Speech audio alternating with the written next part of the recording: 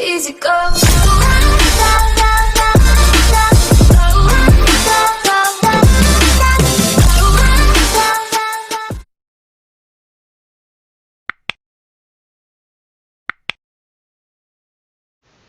Hey, what's going on, guys? Surmouth TV again, and today I'm gonna teach you how to fix the black screen issue on OBS while in game capture mode. Okay, so right now, as you can see, I have a black screen issue on my OBS while in game capture.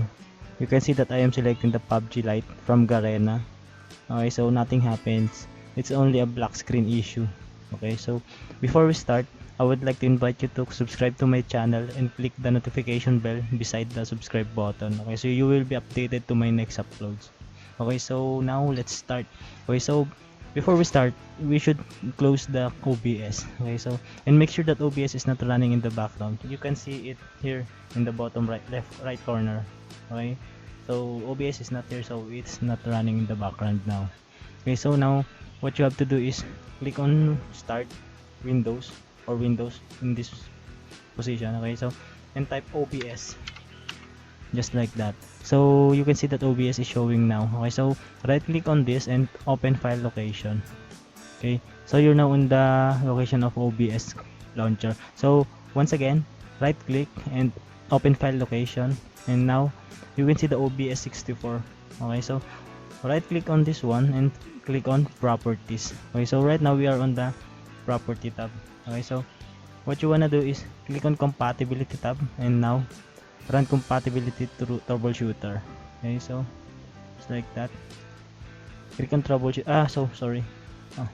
Once again, click on the compatibility, try recommended settings, and now you should click cancel. It doesn't matter, but you have to cancel. Okay, so now check on this option right here and click for Windows 7.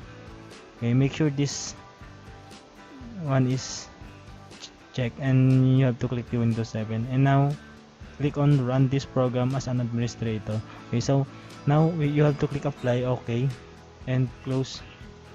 And now we have to open the OBS. Okay, so type in OBS.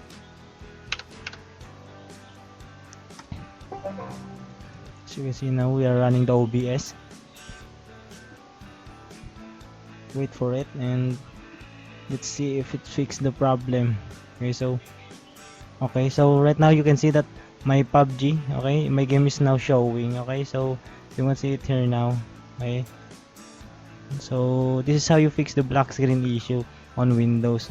Okay, so please and don't forget to subscribe to my channel. Okay, so like this video if you like it and dislike if you dislike it, so I will know what's I'm gonna improve for the next video. Okay, so see you next time. Easy go.